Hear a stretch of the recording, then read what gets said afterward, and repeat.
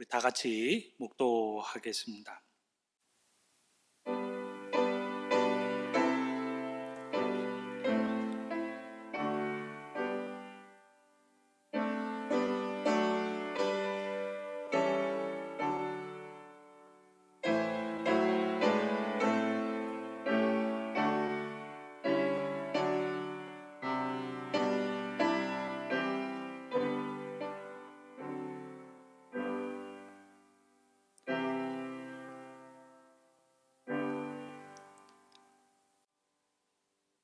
복 있는 사람은 악인들의 꾀를 따르지 아니하며 죄인들의 길에 서지 아니하며 오만한 자들의 자리에 앉지 아니하고 오직 여호와의 율법을 즐거워하여 그의 율법을 주야로 묵상하는도다. 사랑의 하나님, 삼위일전역 하나님의 말씀, 하나님의 음성 듣기를 원합니다. 저희들의 영혼의 문을 활짝 열고 하나님의 말씀에 귀를 기울일 때에 저희들에게 들려주시는 하나님의 음성, 교훈의 메시지를 마음속에 새기게 하여 주옵소서. 예수님의 이름으로 기도합니다. 아멘.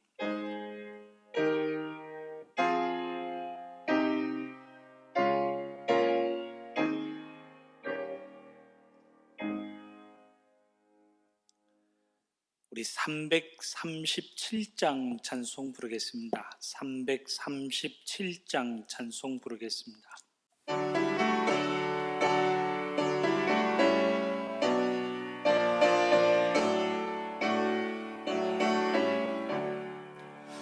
내 모든 시험 무거운 짐을 주 예수 앞에 아뢰이면 근심에 쌓인 날 돌아보사 내 근심 모두 맡으시네. 무거운지 몰라 홀로지고 견디다 못해 쓰러질 때 불쌍히 여겨 구원의 주님, 은혜의 주님 오직 예수. 내 모든 괴로움 닥치는 환난 주 예수 앞에 아뢰이면 주께서 친히 날 구해 주사 널 보신 사랑 베푸시네. 무거운지 몰라 홀로지고 견디다 못해 쓰러질 때 불쌍히 여겨 구원의 주님, 은혜의 주님 오직 예수. 내 짐이 점점 무거워질 때 주 예수 앞에 아뢰이면 주께서 친히 날 구해 주사 내 대신 짐을 져주시네. 무거운지 몰라 홀로지고 견디다 못해 쓰러질 때 불쌍히 여겨 구원의 주님, 은혜의 주님 오직 예수. 마음의 시험 무서운 죄를 주 예수 앞에 아뢰이면 예수는 나의 능력이 되사 세상을 이길 힘 주시네. 무거운지 몰라 홀로지고 견디다 못해 쓰러질 때 불쌍히 여겨 구원의 주님, 은혜의 주님 오직 예수.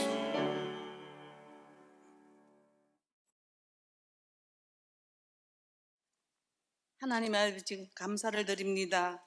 무더운 여름이 지나고 아침 저녁 시원한 계절을 주시니 정말로 감사를 드립니다. 올해는 유리 없는 긴 장마와 태풍과 홍수 그리고 코로나19의 재확산으로 전 국민이 어려움을 겪고 있는 이때 졸지도 아니하시고 주무시지도 아니하시고 눈동자처럼 저희들을 지켜주신 하나님께 감사와 찬양을 드립니다.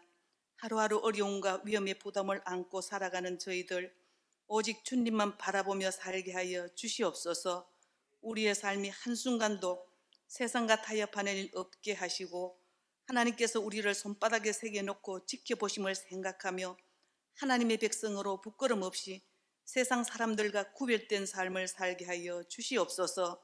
오늘 영상을 통하여 수요 예배를 드립니다. 성도님들 있는 그곳에서 은혜 받게 하여 주시옵소서. 교회를 위해 기도합니다.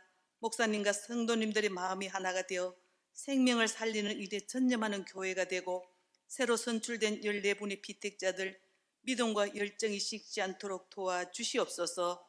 하늘의 밀이 땅에 떨어져 썩어짐으로 많은 열매를 맺듯이 믿음과 기도와 헌신이 교회와 세상을 변화시킬 수 있는 밑거름이 되게 하여 주시옵소서. 한우들을 위해 기도합니다. 주님의 십자가에 못 박힌 피 묻은 손으로 안수하여 주셔서 건강한 모습으로 예배의 자리에 나오게 하여 주시옵소서. 나라를 위해 기도합니다. 지금 국가적으로 많이 어렵지만 대통령과 지도자들에게 지혜를 주셔서 정치적으로, 경제적으로, 사회적으로 안정되고 도덕적으로 깨끗한 나라가 되어 평화롭고 복음을 전하는 나라가 되게 하여 주시옵소서. 특별히 북한을 불쌍히 여겨주시고 지도자들이 하나님을 두려워하며 신앙의 자유를 누릴 수 있도록 도와주시옵소서. 말씀을 전가하실 목사님 능력으로 붙들어 주시고 은혜의 말씀이 되어 여러 가지 어려운 상황과 각박한 세상을 살아가는 저희들에게 세상을 이길 수 있는 영적인 힘이 되게 하여 주시옵소서. 모든 말씀 예수님의 이름으로 간절히 기도드리옵나이다. 아멘.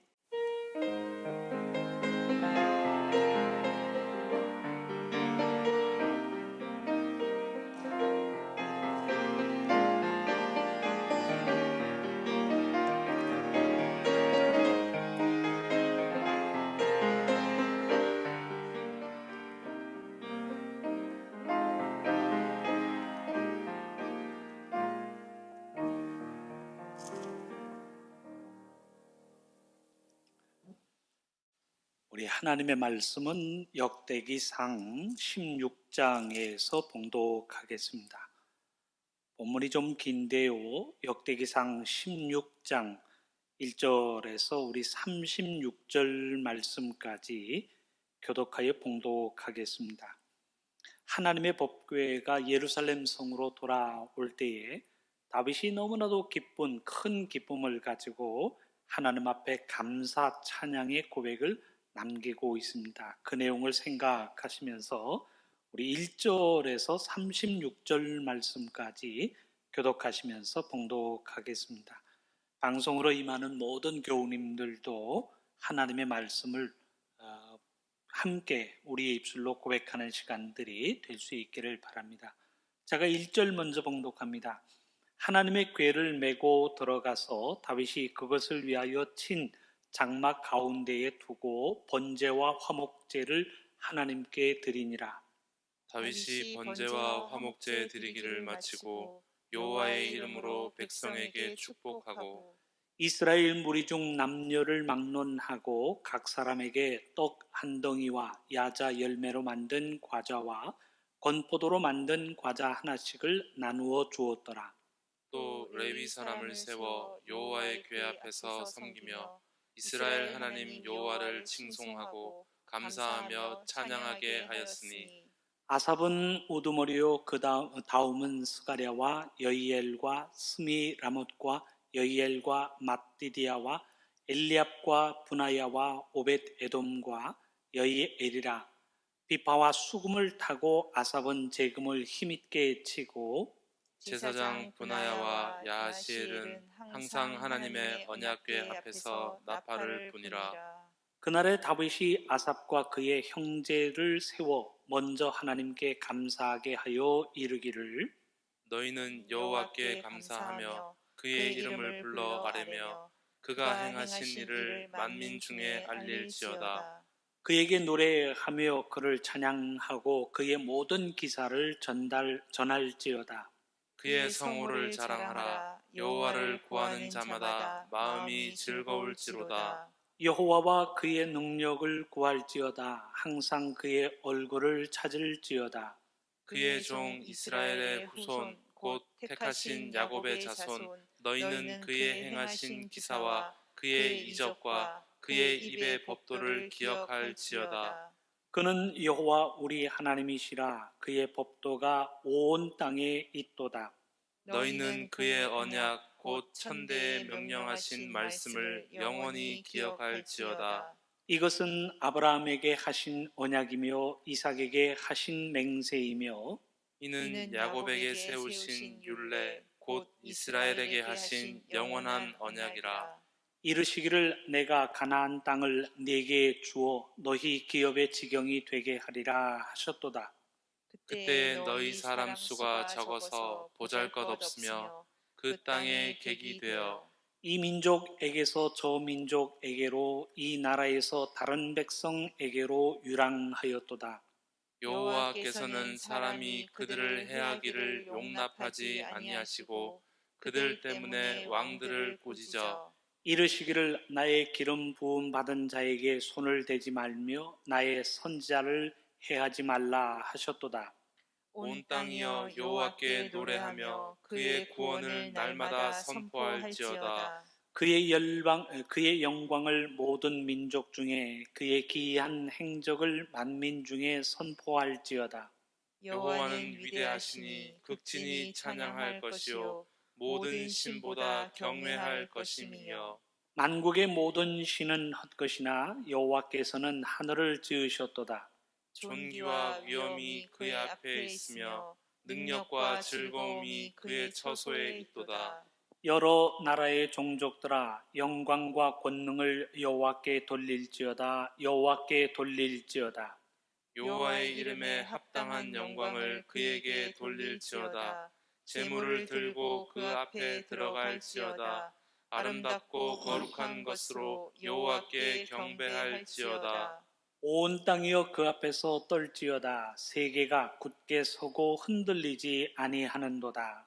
하늘은 기뻐하고 땅은 즐거워하며 모든 나라 중에서는 이르기를 여호와께서 통치하신다 할지로다.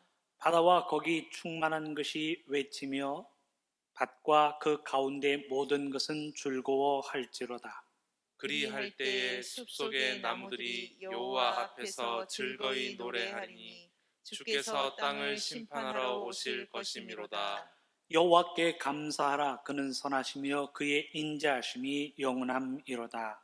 너희는 이르기를 우리 구원의 하나님이여 우리를 구원하여 만국 가운데에서 건져내시고 모으사 우리로 주의 거룩한 이름을 감사하며 주의 영광을 드높이게 하소서 할지어다. 여호와 이스라엘의 하나님을 영원부터 영원까지 송축할지로다 하매 모든 백성이 아멘 하고 여호와를 찬양하였더라. 아멘. 본문의 말씀이 좀 길었습니다. 1절에서 우리 36절까지 봉독하였는데 다윗 왕이 하나님의 법궤를 예루살렘 성전 자기가 준비한 장막에 모셔오고 난 이후에 그 기쁨과 즐거움으로 믿음의 내용을 선포한 내용으로 내용이 구성되어져 있습니다. 그 내용을 생각하시면서 우리가 믿음을 회복하고 하나님을 향한 경건을 회복할 때에 하나님께서 약속하신 바의 모든 내용들을 우리에게 이루어 주신다라고 하는 본문의 선포가 우리의 믿음이 되고 우리의 신앙 고백이 될 수 있기를 바랍니다. 먼저 우리가 수요 예배를 영상 예배로 드리게 되는데 권사님도 기도하셨습니다만 코로나19의 사태로 인해서 우리의 모임, 우리의 예배가 때로는 모이기도 하고 때로는 모이기도 못하고 하는 그런 상황에 따라 우리의 환경이 변화하는 그런 시대를 살아가고 있습니다. 다행히도 인터넷이라고 하는 것을 통해서 우리는 영상을 보내고 우리의 의견, 우리의 생각을 함께 나눌 수 있는 그런 시대를 살아가고 있습니다. 코로나19의 사태가 장기화될 수 있는 이런 시점에서 이 영상을 통해서도 우리의 모임의 모든 모습들을 이어간다라고 하는 차원에서 수요일 날 우리가 영상을 통해서 모임을 갖기를 원합니다. 모임의 형태가 온라인이든지 오프라인이든지 상관없이 하나님의 말씀을 사모하고 하나님의 은혜를 마음속에 새기고자 원하는 우리들의 간절함은 아무런 변화가 없기를 바랍니다. 영상을 통해서도 현장 예배를 통해서도 하나님의 은혜가 우리에게 이루어지기를 원합니다 라고 하는 간절한 모임으로 이 영상의 모든 모임에 참여해 주시고 기도하는 마음으로 하나님의 은혜를 사모하는 시간들이 될 수 있기를 바랍니다. 오늘은 우리가 책별 성경 공부를 하는 14번째 시간입니다. 첫 시간에는 우리가 개론으로 생각했고 한 권씩 성경의 내용들을 생각하면서 우리에게 주는 교훈이 무엇인가 책을 중심으로 해서 생각하고 있습니다.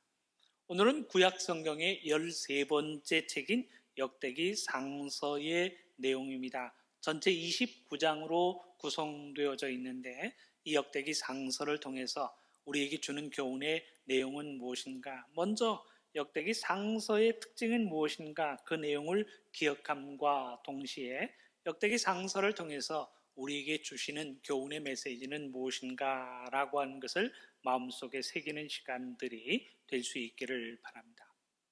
먼저 역대기 상서, 역대기 하서도 함께 어울러서 생각할 수 있겠습니다. 역대기 상서와 역대기 하서, 역대기라고 하는 성경책은 어떤 특성을 가지고 있는가 우리가 함께 생각하기를 원합니다. 내용적으로 따지고 본다면 사무엘 상서와 사무엘 하서, 열왕기 상서와 열왕기 하서와 같은 시대 같은 내용을 담고 있습니다. 전체 29장으로 구성되어져 있는데 역대기 상서는 그 중에서도 다윗의 이야기를 중심으로 기록하고 있습니다. 내용적으로 보면 사무엘 상서, 사무엘 하서, 열왕기 상서, 열왕기 하서에 담겨져 있는 내용들이 역대기 상서와 역대기 하서에는 기록되어지고 있습니다. 그런데 그 내용이 같지만 관점은 좀 다르다라고 이야기할 수 있습니다. 내용적으로는 사무엘 상하서, 열왕기 상하서를 다루고 있지만 사무엘 상하와 열왕기 상하는 왕정 신학의 입장에서 그 내용을 기록하고 있다면 역대기 상하는 좀 더 객관적인 입장에서 이스라엘 역사에 어떤 일이 있었는가라고 하는 것을 기록하고 있습니다.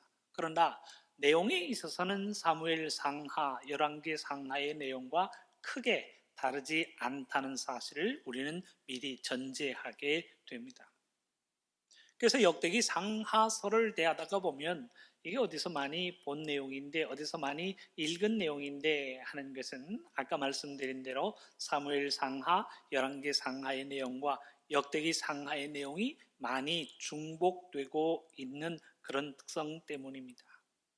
역대기 상하의 주된 목적은 이스라엘사에 어떤 일이 있었는가라고 하는 것을 좀 더 객관적으로 서술하고 있습니다. 그런 특징을 이야기할 때 사무엘 상하, 열왕기 상하와는 달리 역대기 상서에서는 다윗의 족보, 아담에게서 시작해서 이 다윗에 이르기까지 그 족보의 이야기를 먼저 담고 있다라고 하는 특징을 우리에게 보여주고 있습니다. 이 특징을 가지고 역대기 상서의 주의 내용 1장에서 29장의 내용을 분석해 보면 다음과 같은 내용으로 우리가 생각해 볼 수 있습니다. 먼저 1장에서 8장까지는 족보들의 이야기가 기록되어지고 있습니다. 아담에게서 시작해서 야곱에 이르기까지 족장들의 이야기, 그들의 우두머리의 이야기가 어떻게 되는가라고 하는 야곱 이후에 다윗에 이르기까지 또한 우두머리들, 가장들의 이야기가 2장에는 기록되어지고 있습니다. 그리고는 3장 다윗의 자손들은 어떻게 구성되는가라고 하는 내용들을 3장에서 자세히 설명하고 있습니다. 그리고 그 이후 4장에서부터 9장 상반절까지는 다윗 야곱에게서 12아들이 생겼는데 그 12지파를 중심으로 해서 그 자손들이 어떻게 구성되는가라고 하는 그 12자손들의 이야기가 4장 이후 9장 상반절까지 기록되어지고 있습니다. 12지파의 우두머리와 그들의 가족이 어떻게 구성되어지는가라고 하는 내용으로 1장에서부터 9장 상반절까지 기록되어지고 있습니다. 그리고 9장 이후에 이어서 9장 35절입니다. 9장과 10장에는 사울 왕의 이야기가 등장하고 있습니다. 사무엘 상서와 사무엘 하서에서 이 사울 왕의 이야기가 자세히 이야기되어지고 있는 반면에 이 역대기 상서에서는 사울 왕의 이야기가 아주 간략하게 기록되어지고 있습니다. 9장 35절에서 10장까지 기록되어지고 있습니다. 9장의 사울의 족보 이야기와 10장에 넘어가서는 사울 왕이 패전하고 있는 이야기, 그의 죽음의 이야기가 기록되어지고 있습니다. 전체적으로 보면 한 24절, 10장에 나오는 14절의 내용과 또한 9장에 나오는 한 10절 정도의 짤막한 이야기로 사울 왕의 이야기가 기록되어지고 있습니다. 사울이 어떻게 왕으로 피택되었는가라고 하는, 사울이 왕이 되어서 블레셋을 상대로 해서 승리를 거두고 아말렉을 상대로 해서 승리를 거뒀다라고 하는 내용이 이 역대기 상서에는 기록되어지지 않고 있습니다. 그가 어느 족보를 통해서 나타난 인물인가라고 하는 것과 10장에 이르러서 패전과 함께 사울 왕이 죽고 그 뒤를 이어서 다윗이 왕이 되고 있는 이야기가 기록되어지고 있습니다. 사울 왕의 임직이라든지 사울 왕과 다윗 왕의 갈등의 이야기, 사울 왕이 다윗을 시기해서 그를 죽이려고 그를 쫓아다녔던 이야기가 역대기서에서는 기록되어지지 않고 있습니다. 아울러 다윗과 요나단의 그 사랑의 관계도 역대기서에서는 기록되어지지 않고 있습니다.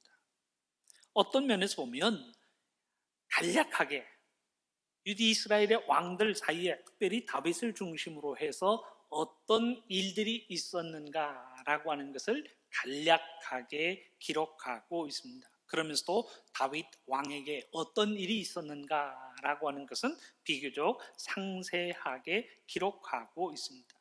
다윗 왕의 이야기가 역대기 상서 전체를 기록하고 차지하고 있다라고 이야기할 수 있습니다. 11장 이후부터 29장까지는 다윗 왕의 이야기가 기록되어지고 있습니다. 내용별로 보면 왕이 되는 다윗의 이야기가 11장 1절에서 9절까지 등장하고 있습니다. 11장 10절 이후 12장까지는 다윗의 부하들이 누구이며 그의 군대가 어떻게 조직되었는가라고 하는 것이 상세하게 기록되어지고 있습니다. 사울 왕에게 쫓겨다니는 이야기, 이 이야기가 역대기서에서는 나타나지 않고 있습니다. 그의 부하들을 이야기한 이후에 13장에 이어서 하나님의 법궤를 예루살렘 성으로 가져오는 이야기가 기록되어지고 있습니다. 하나님의 법궤를 가져온 이후에 하나님을 향하여 감사 찬송을 고백하는 내용이 오늘 우리가 본문으로 봉독한 역대기 16장에는 기록되어지고 있습니다. 그 이후에 성전 건축을 결정하는 이야기, 확장되어지는 다윗 왕국의 이야기가 18장과 20장 사이에 기록되어지고 있습니다. 그리고 21장에 이르러서는 다윗 왕이 인구조사를 실시하게 됩니다. 요압 장군이 반대를 했죠. 하나님께서 우리와 함께 하시면 아무리 적은 숫자로도 모든 이방의 군대를 이길 줄 믿습니다. 그런데 왜 굳이 군대를 계수하려 합니까? 라고 하는 내용으로 아합이 반대하고 있습니다. 그럼에도 불구하고 인구조사를 실시하는 다윗 왕의 이야기가 21장에 기록되어지고 있습니다. 인구조사를 해서 우리의 군대가 다음과 같구나, 우리의 이 나라의 민족의 수가 다음과 같구나라고 하는 하나님을 의지하지 않고 인간의 숫자를 의지하는 것이 하나님의 뜻이 아님으로 인하여 어려움과 고통이 이스라엘 민족 내에 임하고 있는 내용이 21장에는 기록되어지고 있습니다. 그리고 22장 다윗이 예루살렘 성전 건축을 위한 모든 준비를 해놓고 그 성전 건축은 아들인 솔로몬이 감당하게 됩니다. 그러나 아들이 연약하고 아들이 어리기 때문에 성전 건축을 위해서 모든 준비는 내가 해두어야 되겠다라고 하는 생각에 성전 건축을 위한 모든 준비의 내용이 22장에는 기록되어지고 있습니다. 23장과 26장은 레위 자손을 세우고 제사장을 세워서 그들의 임무가 어떤가라고 하는 내용이 기록되어지고 있고 27장에 보면 국가를 조직하고 대신들을 임명하는 내용, 그 다음에 28장과 29장엔 자신의 삶을 마감하면서 모든 통치의 권한을 위임하고 있는 다윗의 마지막 당부의 내용들이 언급되어지고 있습니다. 그 내용을 보면 다윗이 군대를 이끌고 어느 곳에 가서 누구를 상대로서 이겼다라고 하는 그 전승에 대한 기록보다는 다윗이 왕으로 이스라엘 민족을 어떻게 조직하고 어떻게 통치의 기반을 돈독하게 하였는가라고 하는 내용으로 기록하고 있습니다. 정치적인 내용보다는 신앙적인 내용에서 그가 법궤를 회복하고 예루살렘 성전의 모든 내용들을 꿈꾸었다라고 하는 차원에서 신앙으로 이스라엘을 재건하려 하였다라고 하는 차원에서 다윗의 업적을 세세하게 기록하고 있습니다. 자, 그 내용을 보면 역대기 상서는 다윗 왕이 이스라엘을 어떻게 구조적으로 통치의 권한을 돈독하기 위해서 어떻게 구조적으로 이스라엘의 모든 내용들을 이루어가고 있는가라고 하는 내용을 우리에게 보여주고 있습니다. 그 중에 우리가 핵심적으로 봉독한 내용이 16장 1절에서 36절까지의 내용입니다. 하나님의 법궤를 그가 준비한 장막, 예루살렘 장막으로 모두어 드리고 있습니다. 그리고는 그 기쁨과 즐거움을 가지고 하나님 앞에 감사의 제사를 드리고 있습니다. 법궤가 예루살렘으로 들어오면서 기쁨을 가지고 즐거움을 가지고 하나님 앞에 제사를 드립니다. 그 기쁨의 내용을 찬양과 감사의 고백을 담아서 하나님 앞에 고백하고 있는 내용이 우리가 본문으로 봉독한 16장 1절에서 36절까지의 내용이 되겠습니다. 역대기 상서에서 생각할 수 있는 많은 내용이 있지만 오늘 본문의 내용으로 우리가 함께 생각하기를 원하는 이유가 있습니다. 이스라엘 민족이 국가로 탄생할 때 국가가 탄생할 수 있었던 하나님의 선택받은 백성으로서 그들이 쓰임받을 수 있었던 이유가 무엇인가요? 그들의 수가 많았기 때문인가요? 그들이 지혜로워서 튼튼한 군사력을 동원해서 물리적인 힘을 동원해서 어느 누구도 넘볼 수 없는 이스라엘을 세웠기 때문입니까? 아닙니다. 하나님이 그들과 함께 하셔서 그들에게 은혜를 주시고 그들로 하여금 높이 드사 온 세상을 위한 제사장의 나라로 삼았다라고 하는 그 배경에는 이스라엘 민족들이 가지고 있었던 믿음의 이유뿐입니다. 정말 그 믿음이 이유가 되어서 우리가 하나님의 사랑받는 나라가 되고 하나님의 인정받는 민족이 되었다.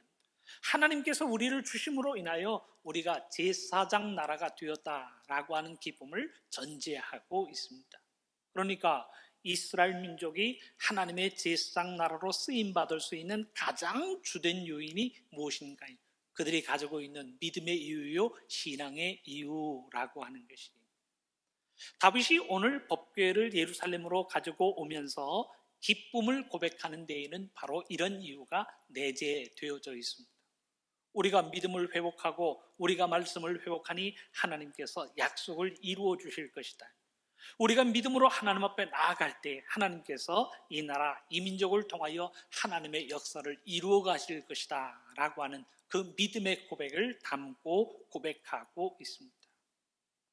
그런 맥락에서 법궤로 인하여 기뻐하고 즐거워하는 그 믿음의 모습이 다윗의 모습이요 또한 우리들의 모습이 되어야 함을 말씀은 우리에게 보여주고 있습니다.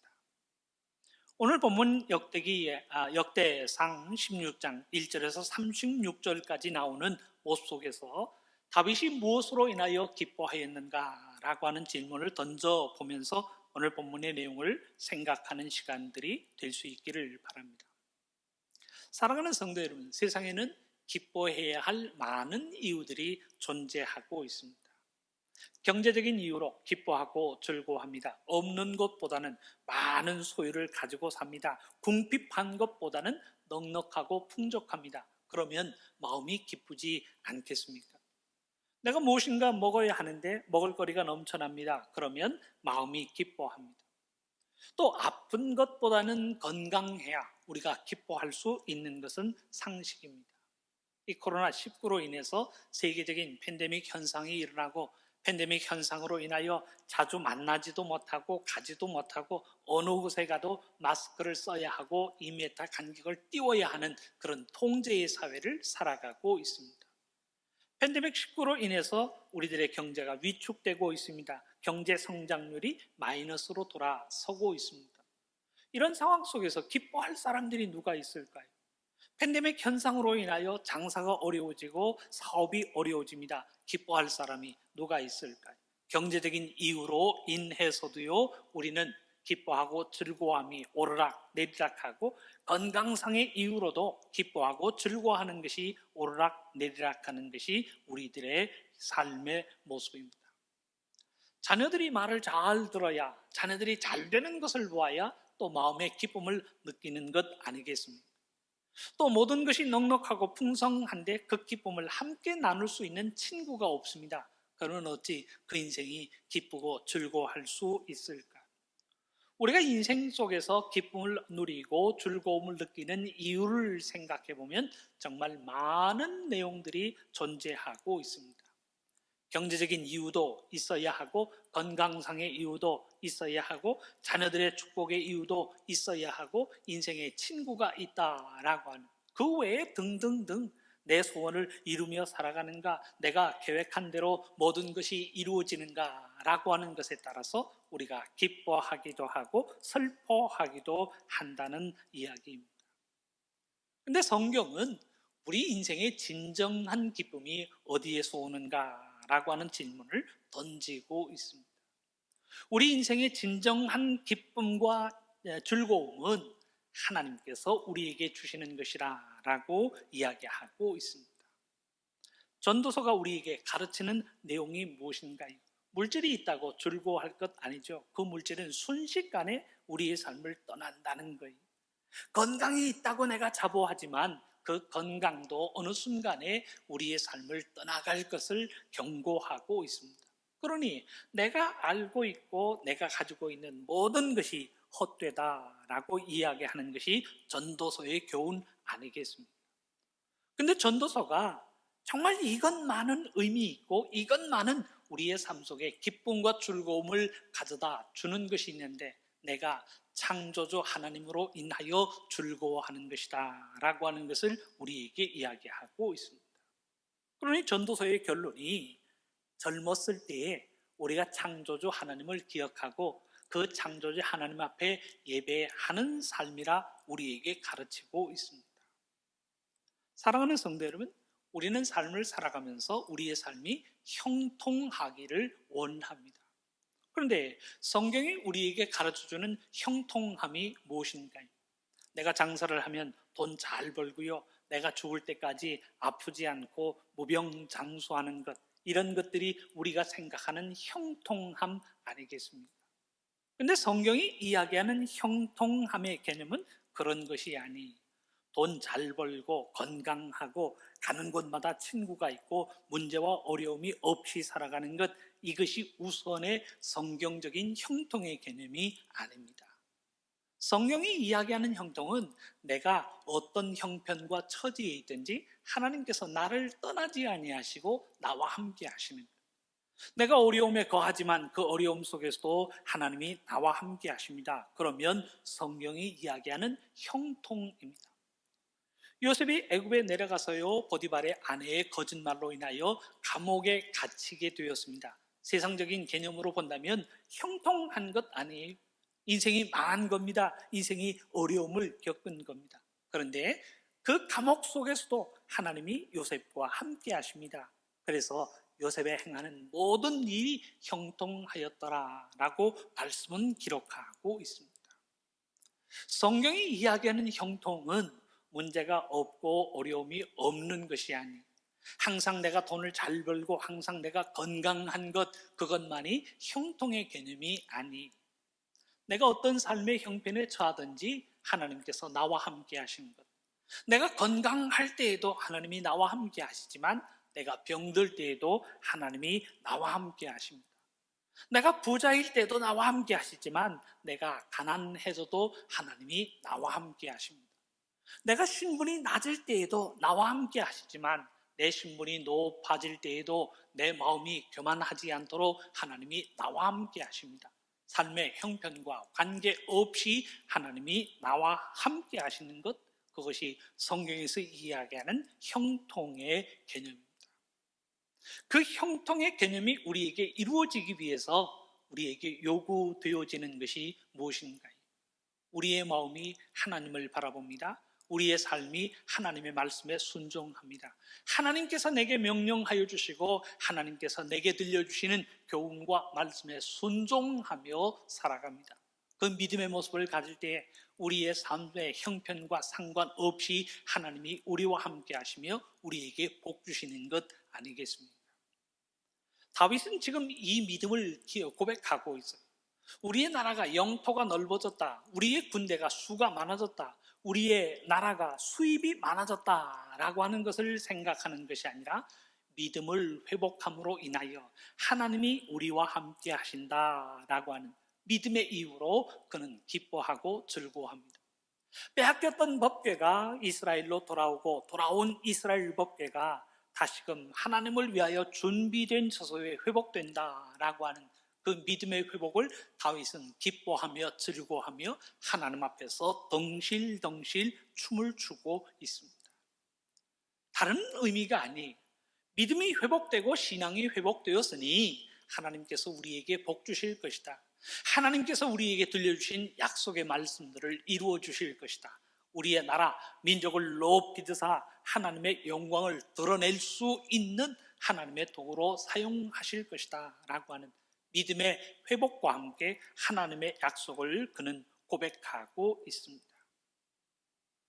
하나님을 향한 믿음이 회복되어지는 이 모든 과정에 자신의 명예, 자신의 체면 같은 것은 중요하지 않았어요.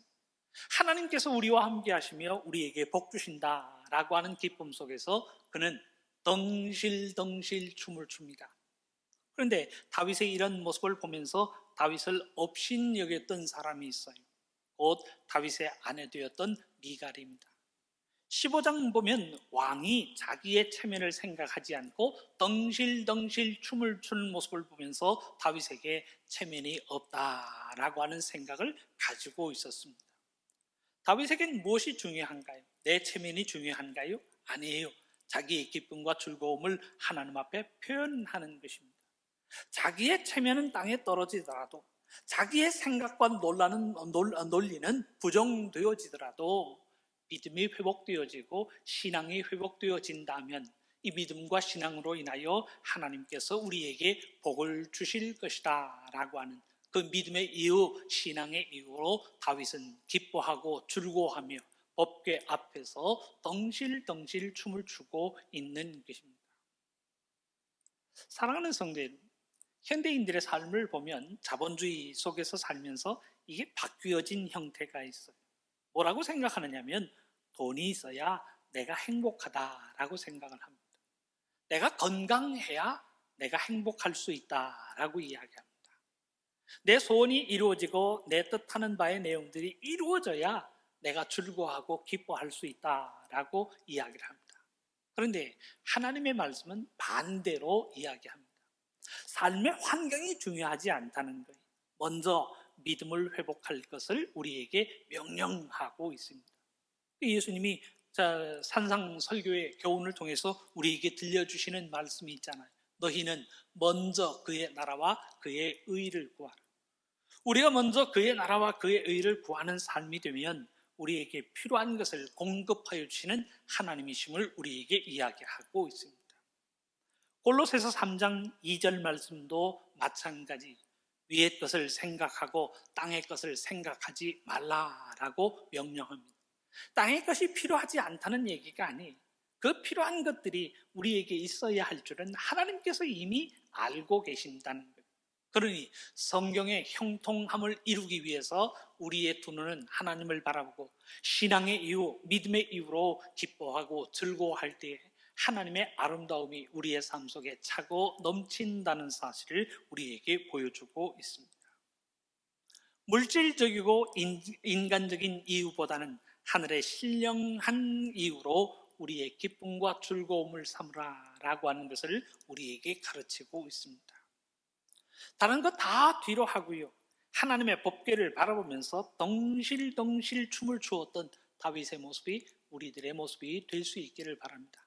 내가 왕이 되었다라고 하는 것보다, 왕이기 때문에 내가 많은 소유를 가지게 되었다라고 하는 것보다 하나님의 법궤, 신앙이 회복되어지고 믿음이 회복되어지는 그 법궤로 인하여 덩실덩실 춤을 추고 하나님 앞에 기쁨과 감사의 제사를 고백하는 모습이 우리들의 삶이 될 수 있기를 바랍니다. 그 믿음을 회복할 때 하나님께서 우리의 하나님이 되시고 하나님의 형통하심을 우리에게 허락하여 주실 줄로 믿습니다. 그 믿음으로 살아가는 저와 여러분, 우리 모두가 될 수 있기를 주님의 이름으로 축원합니다. 이 시간 우리 기도합니다. 합심하여 우리 기도하겠습니다. 제일 귀한 믿음의 모습을 회복할 수 있도록 인도하여 주옵소서. 우리 합심하여 함께 기도하겠습니다. 사랑을 붙잡아 주시고 사랑을 돕소서. 주님 주시는 귀한 사랑 우리의 삶 속에 펼칠 수 있도록 주옵소서. 하나님 함께 해주시는 그 사랑을 주님의 귀한 사랑, 하나님의 사랑을 사랑해서 순간순간 이루어 주시기 바랍니다. 오늘 사랑을 주옵소서. 주님의 귀한 사랑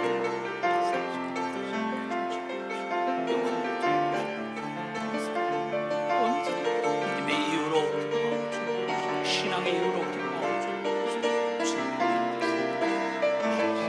아버지여,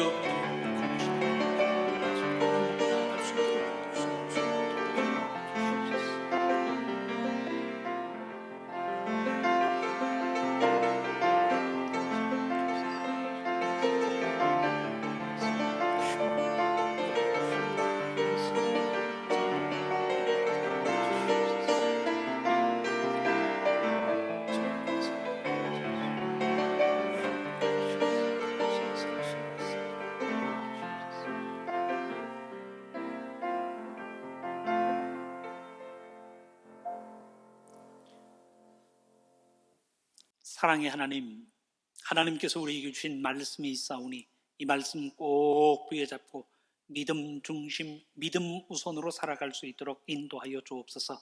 우리의 삶은 땅의 것이 아닌 하늘의 것, 신령한 것, 거룩한 것을 사모하는 삶이 되게 하여 주옵시고, 자본주의의 정신으로 살아가는 것이 아니라 신본주의의 정신, 말씀 중심의 신앙으로 살아갈 수 있도록 인도하여 주옵소서. 우리 주님 예수님의 이름으로 기도합니다. 아멘. 우리 430장 찬송 부르겠습니다. 430장 찬송 1절과 4절 부르겠습니다.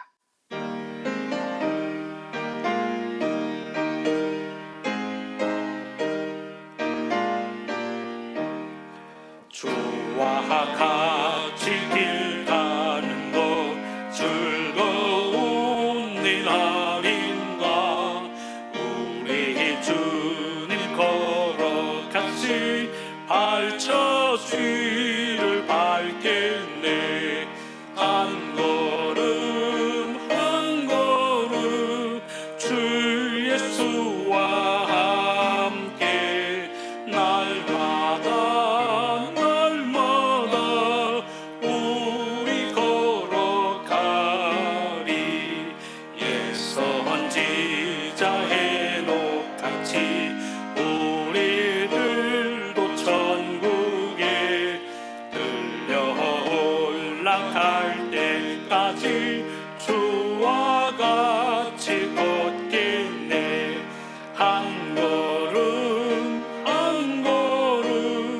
주 예수와 함께 날마다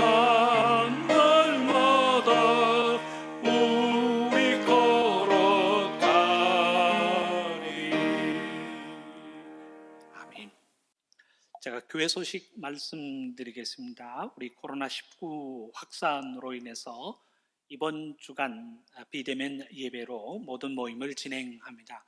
수요 예배도 지금 비대면으로 진행되어지고 있고, 내일 모레 진행되는 금요 기도회도 영상 예배로 진행되어지게 됩니다. 그것이 본당에서 드리는 현장 예배, 현장 모임이든 아니면 영상으로 통한 모임이든 상관없이 열심을 가지고 참여하는 시간들이 될 수 있기를 바랍니다. 지금 계획으로 하면 이번 주일부터는 저희들이 다시금 현장 예배로 드릴 수 있다고 생각되어집니다. 문자를 통해서 여러분들에게 안내를 내보내게 될 터인데, 안내에 주의하시면서 이 모든 일정과 모임에 여러분들이 열심을 다하는 시간들이 될 수 있기를 바랍니다. 다른 광고사항은 여러분 주보를 참고해 주시기를 바라고, 우리 박영미 성도님 별세하셨습니다. 그래서 내일 아마 발인 예배가 있게 되는데, 여러 가지 상황과 형편 때문에 최소한의 인원이 모여서 장례의 모든 일정을 치르게 됩니다. 위에서 여러분들 기도해 주시면 감사하겠습니다. 하나님께서 우리에게 주신 말씀, 이 말씀을 사모하는 가운데에 성경 통독, 또 성경 암송, 성경 쓰기 뿐만 아니라 기도에도 열심을 다하는 우리들의 삶이 될 수 있기를 바랍니다. 기도하겠습니다. 사랑권의 하나님, 감사합니다. 우리의 삶의 어떠한 환경 속에서도 하나님을 바라보며 하나님을 향한 절대 믿음을 가지고 살아가는 주님의 백성들 되게 하여 주옵소서. 지금은 우리 주님 예수 그리스도의 은혜와 하나님 아버지의 한없인 사랑하심과 성령의 인도하심과 교통하심이 하나님을 바라보면서 믿음의 이유, 신앙의 이유로 기쁨과 즐거움을 삼으며 하나님 앞에 가장 먼저 영광을 돌리며 살아가고자 믿음으로 결단하는 사랑하는 성도들 머리 위에, 가정 위에 지금부터 영원토록 함께 옵시기를 간절히 축원하옵나이다. 아멘.